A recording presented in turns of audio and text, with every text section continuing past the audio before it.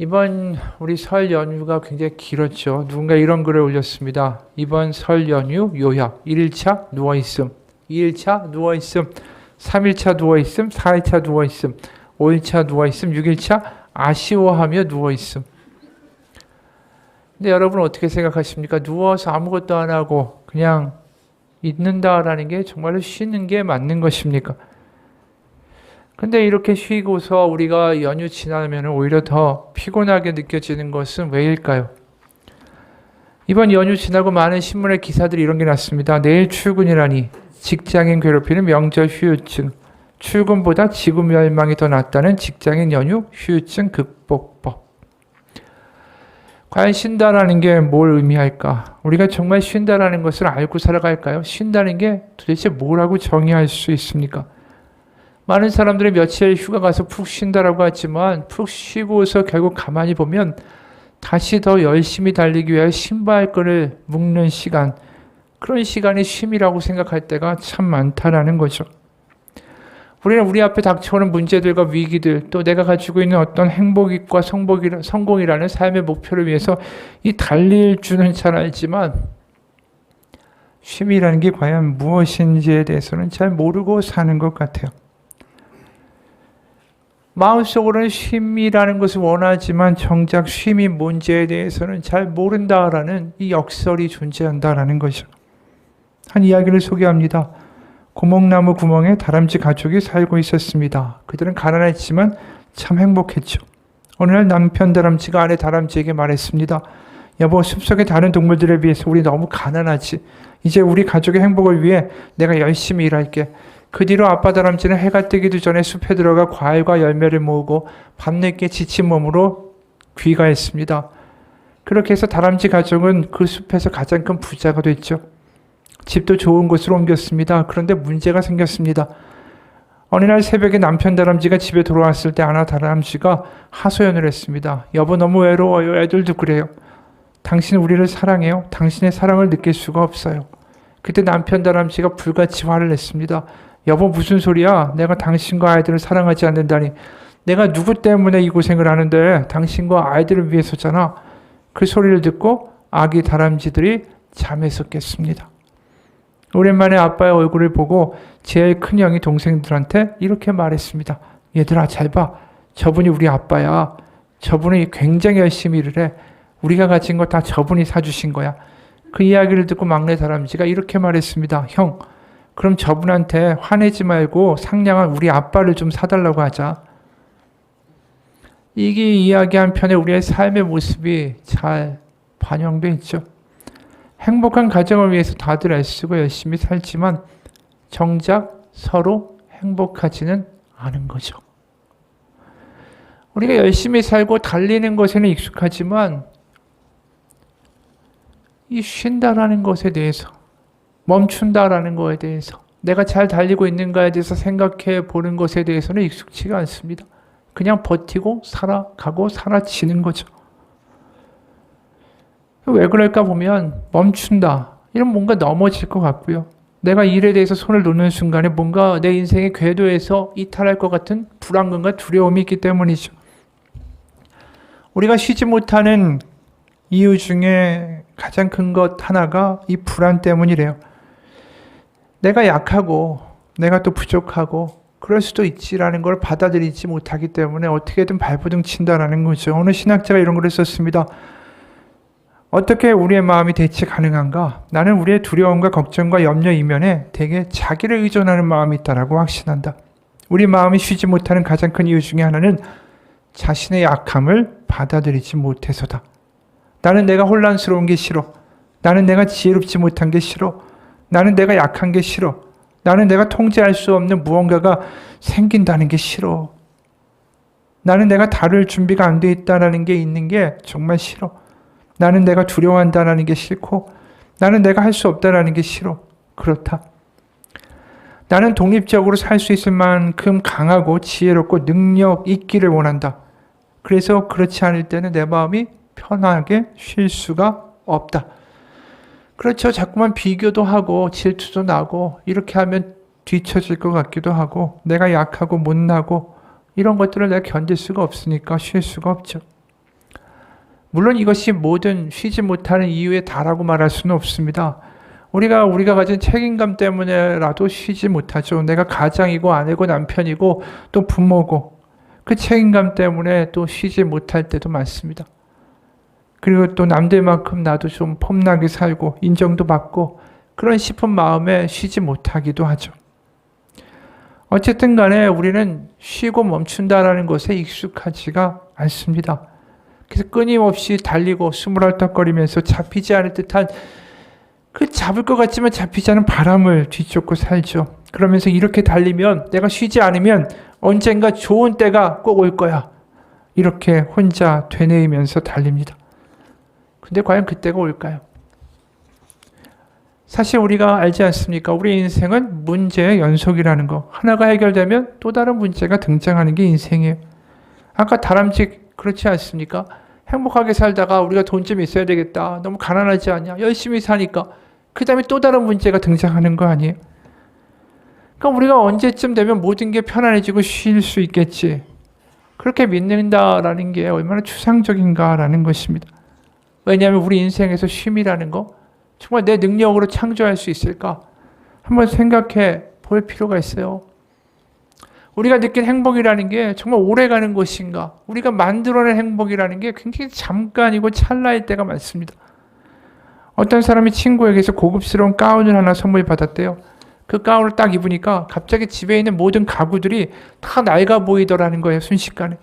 그래서 열심히 일을 해서 가구를 다 좋은 걸로 바꿨습니다. 그랬더니 이제는 집이 좀 마음에 안 드는 거예요. 집을 바꿔서 가보니까 이번에는 자기가 사는 동네가 또 자기 수준에 안 맞는 것처럼 보이더라는 거예요. 그러니까 열심히 달리고 열심히 모으고 열심히 해서 뭔가 그때그때 행복을 느꼈지만 계속 부족한 게 생기더라는 거죠.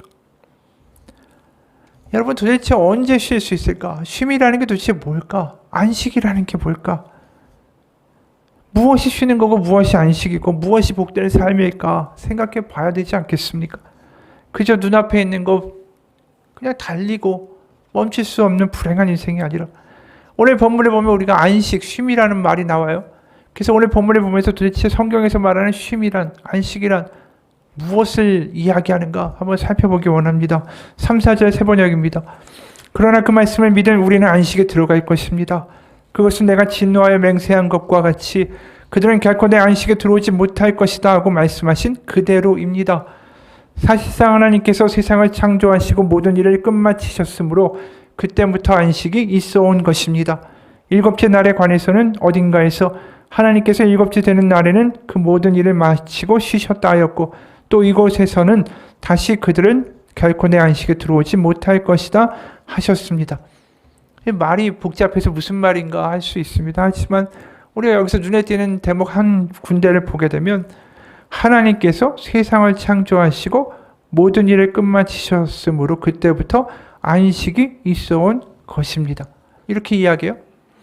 그러니까 안식이라는 것 자체가 우리가 만들어내고 내가 쉬어야지 해서 만드는 내가 주체가 돼서 하는 행동이 아니라 안식이라는 것 자체가 하나님에 의해서 창조되었다라고 말하고 있다는 게 굉장히 눈에 띈다라는 거죠. 우리가 생각하는 쉼과 안식과 성경이 말하는 이 안식이라는 개념이 굉장히 다르다라는 것입니다. 그럼 도대체 안식은 언제 창조된 것인가? 우리가 알고 있잖아요. 하나님이 천지를 창조하신다라는 창세기에서 안식이란 말이 처음 나오죠. 창세기 2절과 3절입니다. 창세기 2장 2절 3절. 하나님이 그가 하시던 일을 일곱째 날에 마치시니 그가 하시던 모든 일을 그치고 일곱째 날에 안식하시니라. 하나님이 그 일곱째 날을 복되게 하사 거룩하게 하셨으니 이는 하나님이 그 창조하시며 만드시던 모든 일을 마치시고 그날에 안식하셨음이니라. 그러니까 하나님이 천지를 창조하시고 일곱째 날에 안식하시고 거룩하게 하셨다.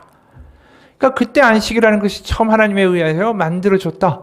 그럼 그 안식의 모습은 과연 어떠한 광경이길래 하나님이 쉬셨다, 그 세상이 안식했다라고 말할 수 있는 것일까? 창세기 1장 31절을 보면 하나님이 안식이라는 말을 하시기 전에 세상의 모습이 어떠했는가에 대해서 말하죠. 창세기 1장 31절. 하나님이 지으신 그 모든 것을 보시니 보시기에 심히 좋았더라. 저녁이 되고 아침이 되니 이는 여섯째 날이니라. 여기에 뭐라고 말씀하냐면 하나님이 보시기에 참 심히 좋았더라. 그러니까 하나님이 보실 때 이 안식의 모습이 뭐냐면 세상이 모두 다 하나님이 만드신 창조 질서에 따라서 움직이고 있고 그 누구도 이기적인 욕구 때문에 서로를 해하는 일이 없는 그런 모습. 그게 하나님이 만드신 원래 창조의 모습이었고 그게 하나님이 만드시는 안식의 모습이었다라는 거예요. 근데 이제 그 상황이 깨어진 게 뭐냐면 아담과 하와가 선악과를 따먹음으로 하나님이 만드신 안식의 모습이 파괴된 거죠. 그리고 성경은 그때부터 쭉 무슨 이야기를 하냐면 창조 때 만들었던 하나님의 그 안식의 모습, 하나님을 사랑하고 이웃을 사랑하면서 서로 간에 평화롭게 지내는 그 아름다운 안식의 모습이 깨어진 이후에 하나님은 그 모습을 회복하기 위하여 애쓰셨다. 그게 성경의 줄거리인 거예요, 결국. 그러다 보니 구약의 선지자나 예언자들이 환상을 봐요. 환상을 보는데 무슨 환상을 보느냐? 이사야 11장 6절에서 9절입니다. 그때 이리가 어린 양과 함께 살며 표범이 어린 염소와 함께 누우며 송아지와 어린 사자와 살찐 짐승이 함께 있어 어린아이에게 끌리며 암소와 곰이 함께 먹으며 그것들의 새끼가 함께 엎드리며 사자가 소처럼 풀을 먹을 것이며 젖먹는 아이가 독사의 구멍에서 장난하며 젖된 어린아이가 독사의 굴에 손을 넣을 것이라. 내 거룩한 산 모든 곳에서는 해됨도 없고 상함도 없을 것이니 이는 물이 바다를 덮음같이 여호와를 아는 지식이 세상에 충만할 것임이니라. 이 이야기는 뭘 얘기합니까? 하나님 만진 세상이 더 이상 누군가를 해치고 누군가 자신의 이익을 위하여 남을 해하는 일들 자체가 없는 세상. 하나님으로 말미암아 만족하고 서로가 아름답게 지내는 평화의 모습. 그런 모습이 결국 하나님이 만드시는 궁극적인 안식의 세상의 모습이라는 거죠. 그러니까 성경에 말하는 안식이라는 것이 우리가 그냥 며칠 쉬고 내가 며칠 휴가 내고 이런 식의 개념이 아니라는 것입니다. 다시 말해서 하나님이 창조하신 원래의 모습대로 하나님과 모든 피조물의 관계가 다시 회복되어 가는 것, 다시 회복되어 그 안에 머무는 것, 그것 자체가 안식이라고 이야기하는 거죠. 그러다 보니까 더 풀어 이야기하면 하나님 안에 거하는 모든 피조물들이 더 이상 불안과 욕심과 이기적인 욕구와 두려움과 걱정과 그 모든 짐이나 죄악이 없는 모습. 그래서 같이 있어도 불편하지 않고 평화로운 모습. 그러니까 안식이 없어졌다라는 이야기는 결국 하나님의 성경에서 말하는 궁극적인 의미는 뭐냐 하면 하나님과의 관계도 깨지고 하나님과의 질서도 깨어지고 그래서 서로가 물고 물리고 해하고 해침을 당하는 그런 이기적인 세상의 모습이 되었을 때가 안식이 깨어진 모습이에요. 그러니까 성경에서 말하는 안식이라는 것은 쉰다, 휴가를 낸다의 개념이 아니라 한마디로 하나님과의 모든 관계가 이 파괴되어 있는 게 안식이 깨어진 거고 그게 회복되어 있는 모습이 안식의 모습이라는 거죠. 그 이야기를 다시 말해서 신약적인 용어로 표현하면은 모든 피조물들이 이제 하나님을 창조주이자 아버지로 아는 거예요. 그래서 하나님 아버지와 자녀의 관계가 회복되어서 이제 더 이상 하나님 앞에서 근심과 걱정 없이 살아가는 그 모습, 고아의 삶이 아니라 하나님과 자녀의 모습으로 회복되어 살아가는 그 공동체가 만들어지는 모습, 그 안에 하나님의 나라가 임하는 것, 그것 자체가 하나님의 안식이다라는 거죠. 그래서 3절에 이런 말씀하는 거예요. 그러나 그 말씀을 믿는 우리는 안식에 들어갈 것입니다. 안식은 하나님에 의하여 만들어지는 것이고 하나님이 만드시는 안식이고 안식의 주체는 하나님이 주시는 것이고 창조하시는 것이고 우리는 그곳에 들어가는 것이다 라고 말하는 거죠. 그리고 그 안식에 들어갈 수 있는 길이 무엇이냐? 구약에선 실패했지만 율법에서 실패했지만 결국 우리에게 예수 그리스도를 통하여 그 안식에 들어갈 수 있는 길이 열렸다라는 말을 하는 거예요.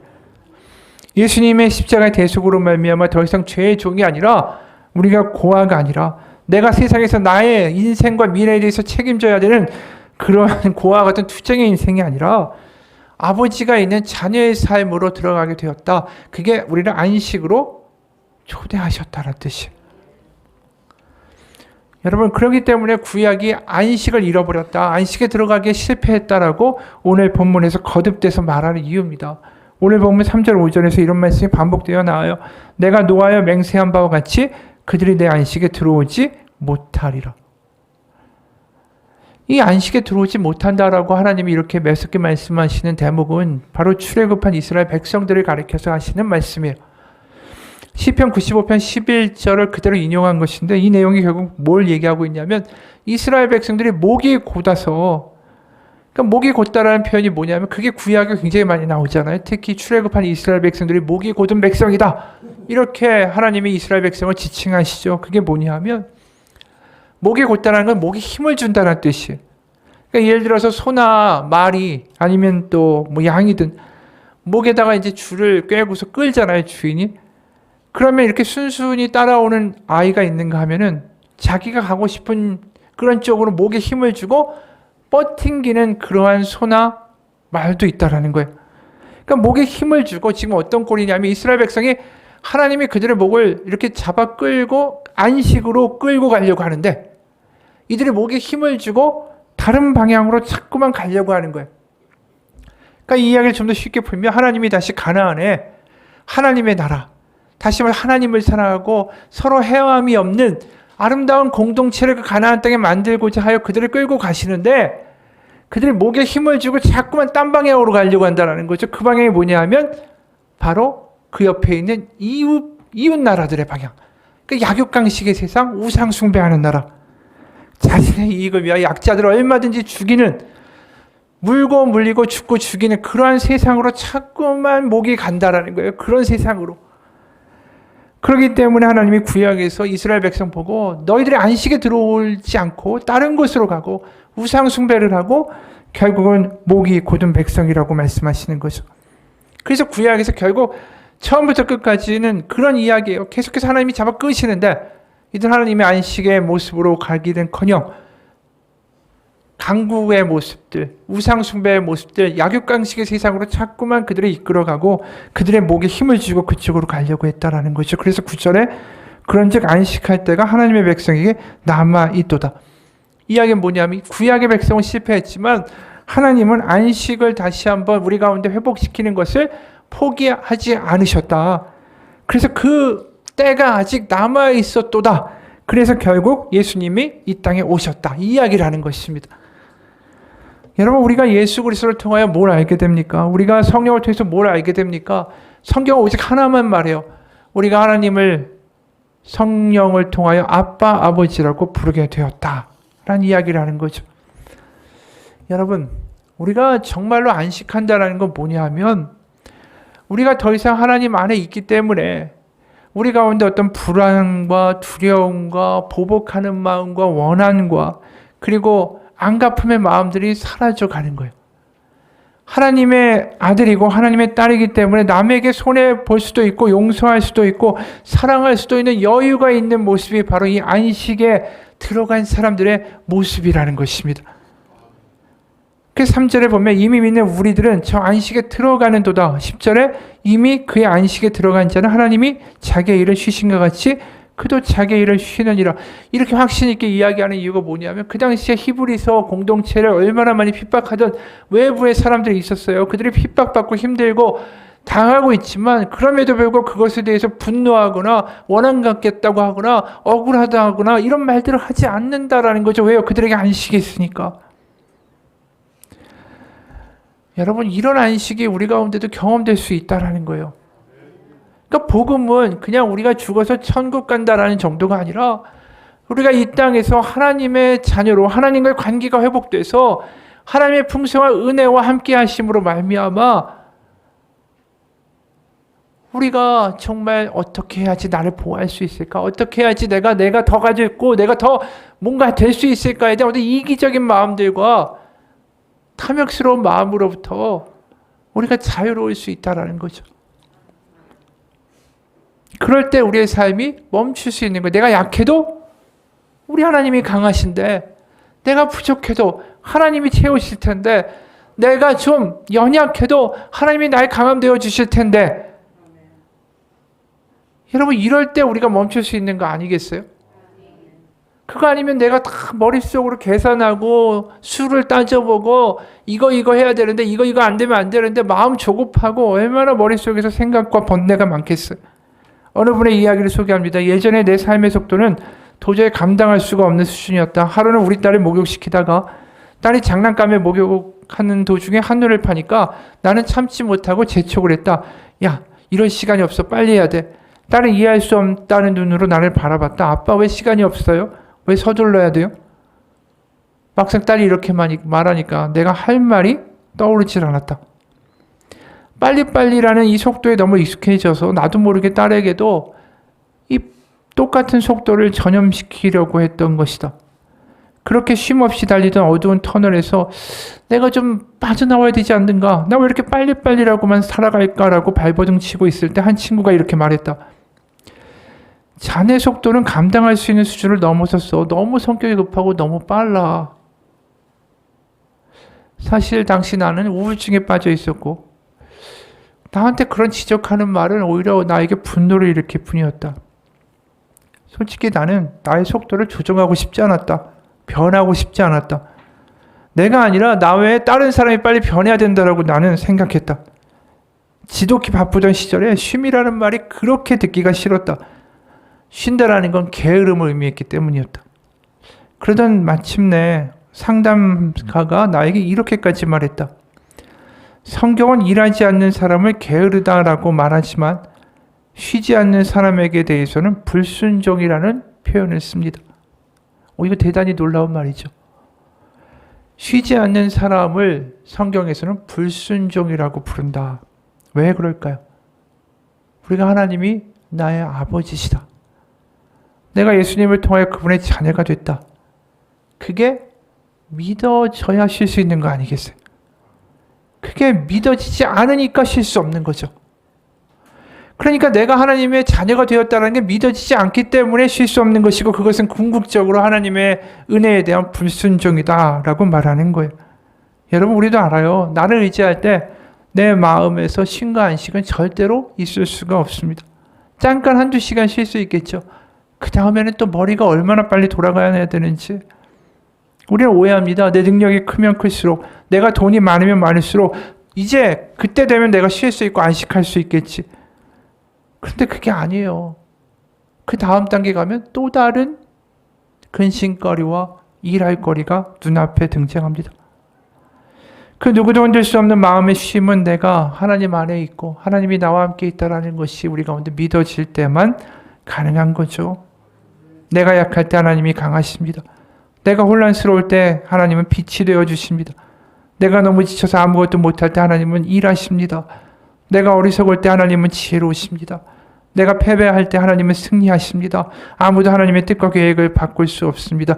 이 고백이 우리 가운데 믿어질 때 우리가 안식할 수 있는 거죠. 그럼 우리가 해야 될 일은 뭡니까? 안식에 들어가려고 애써야 된다는 거예요.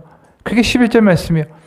그러므로 우리가 저 안식에 들어가기를 힘쓸지니 이는 누구든지 저 순종하지 아니하는 본에 빠지지 않게 하려 함이라. 여기서 또 의의 말씀이 나오죠. 힘써라. 안식에 들어가기 위하여 힘쓰라고 이야기해요. 그러니까 안식은 하나님이 창조하신 거예요. 하나님이 주신 거죠. 그리고 하나님이 이루실 거예요. 하지만 우리가 알잖아요. 예수님을 통해서 우리 가운데 십자가를 통해서 우리를 자녀 삼으셨다고 하지만 그것을 누리고 살아가는 것은 나의 몫입니다. 예수님을 통하여 복음과 안식 우리 가운데 선물로 주어졌습니다. 내가 못나고 내가 죄가 많고 허물이 많고 여전히 짜증이 많고 욕심이 많고 걱정이 많고 두려움이 많다 할지라도 하나님의 안식은 내 앞에 주어진 거예요. 우리가 생각해 보세요. 소나 말을 아무리 물가에 데리고 간다고 해서 목을 끌고 간다고 해서 물을 먹습니까? 본인이 안 먹으면 아무리 강이 흐르고 있어도 물은 아무 소용이 없는 것입니다.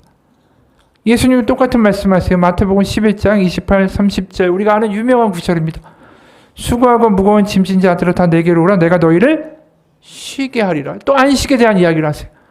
나는 마음이 온유하고 겸손하니 나의 멍에를 메고 내게 배우라. 그리하면 너희 마음이 쉼을 얻으리니 이는 내 멍에는 쉽고 내 짐은 가벼움이라 하시니라.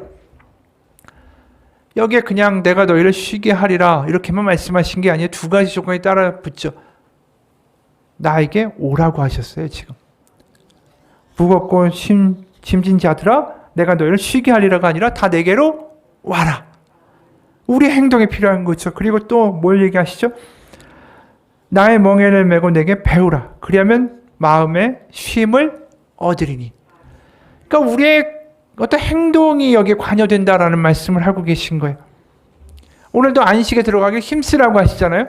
똑같은 맥락이에요. 근데 여기 멍에를 맨다라는 게 무슨 의미일까?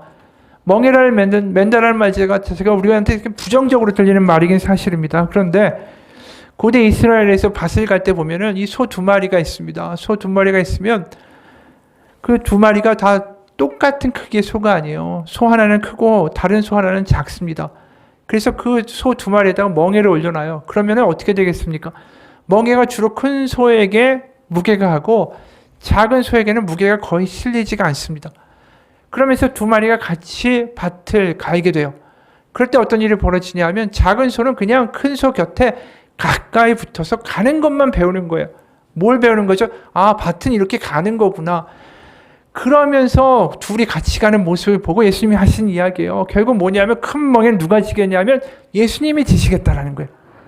우리가 해야 될 일은 뭐냐면 그 예수님 곁에 떠나지 않고 머물러서 그분과 동행하면, 그분 앞에 항상 나아가길 힘쓰면, 그분을 떠나지 않고 그분 곁에 있으면 너희가 마음의 쉼을 얻을 것이다 라는 이야기를 하시는 거예요.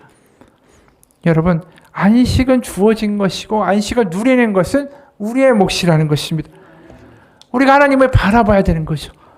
주님을 우리가 어렵고 힘들고 낙담되고 바쁘고 머리가 복잡할 때 해야 될 일은 뭐냐면 하나님이 이 일을 이렇게 해서 이렇게 해결해 주십시오가 아니라 내가 하나님을 아버지라고 경험하며 아버지의 은혜 가운데 거하고 있는가를 다시 한번 생각해 봐야 된다는 것입니다. 여러분, 우리가 어렵고 복잡하다, 그리고 내가 허물이 많고 내가 아무리 못났다 할지라도 하나님 우리 곁에 계시다. 그것이 복음입니다. 여러분, 우리가 어려울 때, 복잡할 때, 힘들 때, 그리고 좌절했을 때 그건 실패가 아니에요.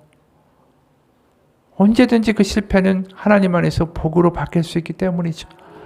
가장 큰 실패는 뭐냐 하면 내가 좌절하고 힘들고 낙담했을 때 하나님을 바라보지 못하는 게 가장 큰 실패입니다. 하나님을 바라보고 그곳에서 안식할 수 있다면 그것이 우리에게 가장 큰 복이 아닐까요? 그리고 하나님은 그곳에서 나와 함께 일하시기 시작하겠죠.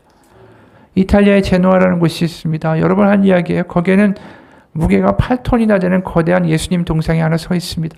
근데 그 동상이 높은 언덕이 아니라 항구의 가장 낮은 곳 바다 속에 들어가 있습니다. 왜 바다 속에다 예수님 8톤이나 되는 거대한 예수 동상을 세웠을까? 왜냐하면 제2차 세계대전 때 제노아 바다에서 큰 해전이 벌어져가지고 많은 군인들이 거기서 죽었어요. 그 부모들이 바닷속 깊은 곳에 그렇게 수장됐던 자기의 자녀들을 위해서 예수상을 짓겠다라고 봉헌한 겁니다. 그런데 왜 높은 언덕 위에다가 예수님의 이 상을 세운 게 아니라 거기다 세웠을까? 아무리 낮은 곳이든 죽음의 차가운 바다든 그 어떤 곳이든 하나님이 우리와 함께 하시고 예수님이 우리와 함께 고통을 당하고 우리와 함께 짐을 지고 계시다. 바로 그것을 고백하는 동상을 바닷속에 만든 거죠. 그래서 그 동상의 이름이 깊은 곳에 계신 그리스도입니다. 여러분, 우리에게는 어느 곳이든 간에 안식의 기회가 있어요. 지금 우리가 여기 와가지고 모든 게 낙담돼. 모든 게 망했어. 야, 이제 어떻게 먹고 살지? 나갈 길은 있는 건가? 너무 힘들어. 그러고 앉아있다면 이곳에서 예수님을 붙드시기 바랍니다. 그곳에서 안식했습니다. 그래서 내가 하나님이 나의 아버지가 되신다라는 것이 우리 가운데 믿어지고 들려진다면 우리는 그곳에서 쉴 수 있습니다. 이 위기를 벗어나야 한숨 돌리는 게 아니고 내가 돈이 해결돼야 한숨 돌리는 게 아니라 하나님이 내 아버지라는 것, 그거 자체가 믿어지면 나는 그곳에서 안식할 수 있습니다. 여러분, 안식은 주어진 거예요. 내가 하나님 앞에 나아가면 됩니다. 하나님께 간구하면 됩니다. 하나님이 내 아버지시고 하나님이 살아계시다라는 것을 내가 경험하기 원합니다. 하나님의 안식에 들어갈 수 있기 원합니다. 그 고백을 하는 것이 우리의 삶 가운데 진정한 안식을 만나는 길입니다. 여러분, 누군가 이런 얘기를 합니다. 우리가 하나님 믿으면 더 이상 하나님을 찾고자 하는 갈망이 필요 없다라는 이상한 이야기를 한다. 우리 신앙생활이 이토록 엉망이 된 이유는 딱 하나, 그 하나님에 대한 갈망을 잃어버렸기 때문이다. 불타오르는 갈망이 없다면 그리스도께서 그분의 사람들에게 나타나시지 않는다. 그분을 간절히 원하는 자를 찾으신다. 남들에게 보이려는 짓을 그만두고 어린아이처럼 순진하고 솔직해지자. 그럼 하나님이 반드시 꼭 즉시 만나 주실 것이다. 여러분, 우리가 지금 엉망이고 뭘 어떻게 해야 될지, 뭐가 어떻게 해야 될지 주소도 잡히지 않을 때 우리에게 필요한 건 쉼입니다. 모든 게 복잡해요. 모든 게 모르겠어요. 혼돈스러워요. 어디부터 풀어야 될지도 모르겠어요. 그럴 때 필요한 게 안식이에요. 우리 가운데 쉼이 없으니까 어떻게 되죠? 엉뚱하게 남편한테 화내고, 엉뚱하게 아이한테 소리 지르고, 엉뚱한 직원들한테 가가지고 악쓰고, 길 가다가 운전하다가 소리 지르는 거 아닙니까? 왜 그런 모습들이 나타나겠어요? 쉼이 없으니까. 안식이 없으니까. 여러분, 우리에게 안식이 필요합니다. 그리고 그 안식은 오직 하나님 안에서만 가능한 거죠. 돈이 있어야 안식하는 게 아니고요. 뭐 다른 게 이루어져야 안식할 수 있는 게 아닙니다. 깊은 수도원에 한 성인이 살고 있었습니다. 거기엔 제자가 하나 있었죠. 제자가 스승에게 물었어요. 어떻게 하면 세상의 고뇌에서 벗어날 수가 있습니까? 이 스승은 숲속에 들어가서 커다란 아름드리 나무를 끌어안고 갑자기 살려달라고 고함을 지르기 시작했어요. 제자는 이 나무에 매달려 있는 스승을 띄워놓기 위해서 애썼죠. 그런데 스승이 절대로 떨어지지가 않는 겁니다. 가만히 보니까 나무가 스승을 놓아주지 않는 게 아니라 스승이 나무를 잡고서 놓지 않고 살려달라고 소리를 지르고 있었다라는 거예요. 그때 깨달음이 왔습니다. 물질과 명예가 나를 놓아주지 않는 게 아니라 나 자신이 그것을 붙잡고 놓아주지 않아서 괴로움을 받고 있었다라는 것을 깨닫게 된 것이죠. 여러분, 진정한 깨달음은, 진정한 안식의 시작은, 진정한 하나님을 믿는 것은 내가 간절히 원했던 게 나에게 정말로 필요한 게 아니구나라는 걸 깨닫게 되는 거예요. 우리에게 진정으로 필요한 것은 하나님뿐입니다. 그걸 아는 거예요.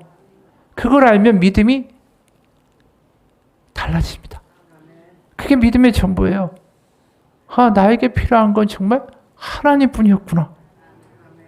우리가 살면 살수록 느끼는 게 그거 아닙니까? 어릴 때는 이거 뭐 내가 어디 좋은 데 취직하기만 하면 다 될 것 같아요. 30대가 가보세요. 그게 아니라는 거 알게 되죠. 가보니까 너무 힘들어요. 회사 생활이. 그 다음에 집만 사면 다 되는 줄 알고, 장가 가면 다 되는 줄 알고, 시집 가면 다 되는 줄 알아요. 그 다음에 또 다른 문제가 펼쳐지죠. 그러면서 그때 뭐가 필요하고 뭐가 이루어지고 그럼 다 되는 줄 압니다. 하지만 나이를 먹고 보니까 이제 깨닫잖아. 야, 우리에게 필요한 건 그런 게 아니었구나. 우리에게 필요한 건 하나님이었구나. 어느 목사님의 이야기예요. 한 성도가 이웃에 사는 젊은 검사를 신방해달라고 요청했죠. 그 검사가 간암으로 사형 선고를 받고 투병한다라는 거였습니다. 이 목사님이 처음에는 우리 교회 성도들도 돌보기 바쁜데 시간이 모자르니까 거절했습니다. 그런데 이웃을 생각하는 그 성도의 간절함에 감동이 돼서 그 환자를 찾아갔죠. 늦은 시간에 병실에 찾아갔는데 환자의 부인이 나와서 이렇게 말합니다. 오늘 낮에도 병을 고쳐준다는 목사님이 여러 왔다 가셨습니다. 돌아가시죠. 그 말에 저는 그렇다면 더욱 저는 그 환자를 만나야겠습니다 하면서 병실에 들어섰습니다. 저를 외면하는 환자의 등을 보면서 이렇게 말했죠. 저는 형제에게 진실을 말해주기 위해서 왔습니다. 형제는 반드시 죽습니다. 죽는다는 말이 끝나기가 무섭게 그가 저를 향해 돌아누웠습니다. 그는 안간힘을 다해 일어나 병상 위에서 무릎을 꿇고 물었습니다. 저는 어떻게 해야 하겠습니까? 하나님이 부르시면 아무도 막지 못합니다. 그러나 죽어도 영원히 사는 길이 있습니다. 그렇게 말하면서 예수 그리스도 안에 있는 영원한 생명 복음을 이야기했습니다. 그리고 주님께 생명을 의탁하는 기도를 함께 간절히 드렸습니다. 여러분, 이 검사에게 이제 죽음을 앞두고 있는 이 사람에게 필요했던 이야기는 다른 이야기가 아니었어요. 죽음 이후에도 영원히 사는 길이 있다. 그 안식의 이야기뿐이었다라는 거죠. 여러분, 우리에게도 마찬가지예요. 우리에게 필요한 게 정말로 뭔가는 우리가 세월 가면서 점점 알지 않습니까? 하나님밖에 없습니다.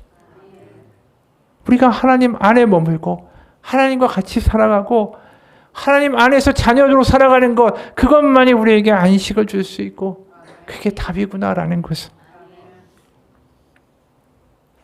여러분, 12절에 이런 말씀이 있죠. 하나님의 말씀은 살아있고 활력이 있어 좌우의 날선 어떤 검보다도 예리하여 혼과 영과 및 관절과 골수를 찔러 쪼개기까지 한다고.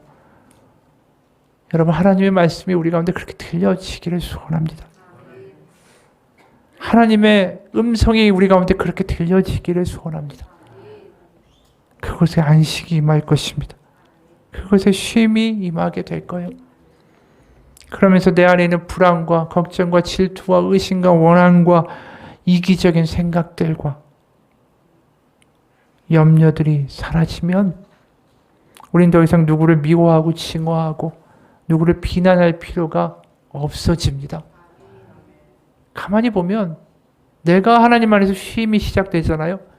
그럼 내 입술에서 불평과 비난과 분노가 사라지기 시작합니다.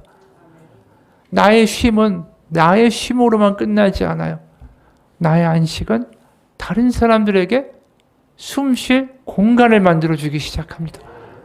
내가 경험하는 안식은 내 가정으로 퍼져나가기 시작하고 우리가 경험하는 안식은 우리 주변 가운데 하나님의 안식을 흘려보내는 통로가 됩니다. 그게 하나님이 안식이라는 말 가운데 갖고 계신 꿈이고 그림인 거예요.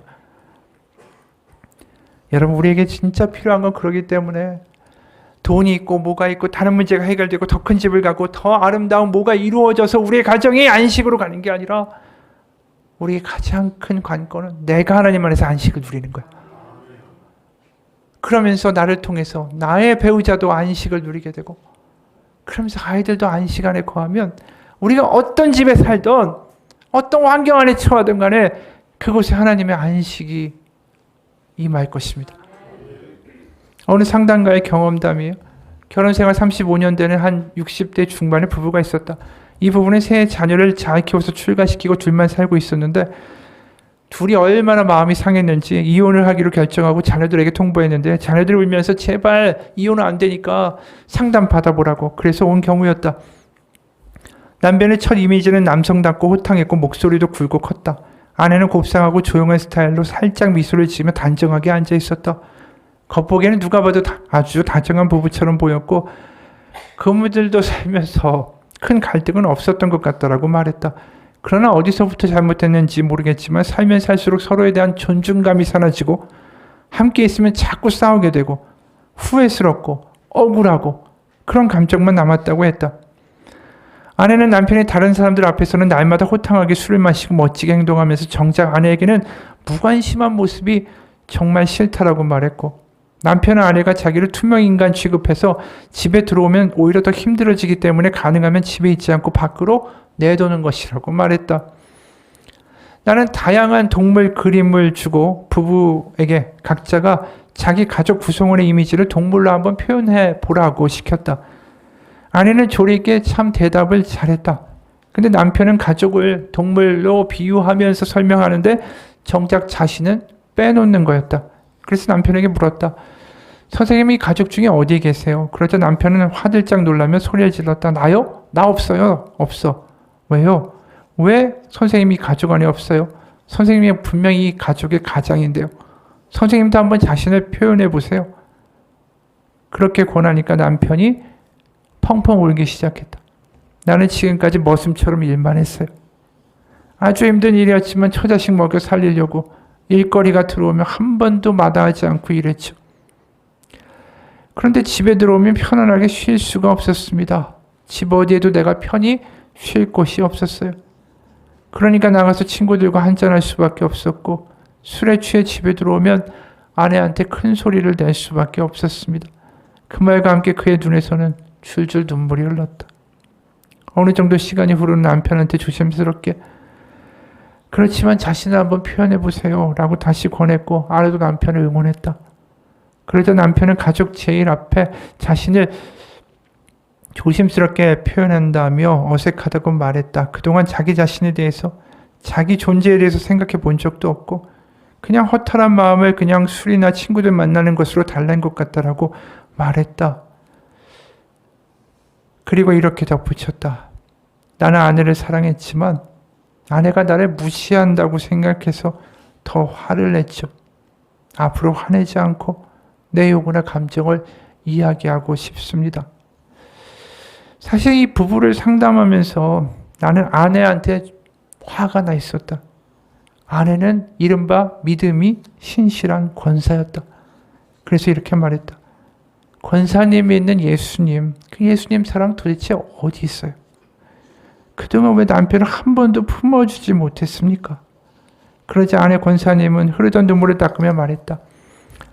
남편의 동물가족 이야기를 보면서 마음이 너무 아팠어요. 그동안 이 사람 씩씩하고 호탕한 것만 같았는데 매일 약한 저를 공격하는 것만 같아 미웠는데 남편의 내면이 너무 약한 것을 직접 보니까 너무 안쓰러운 마음이 들어요. 이 사람은 내가 조금만 잘해줘도 오버를 너무 많이 해서 그게 보기 싫었거든요. 그래서 아예 무시했던 건데 내가 너무 미안하네요.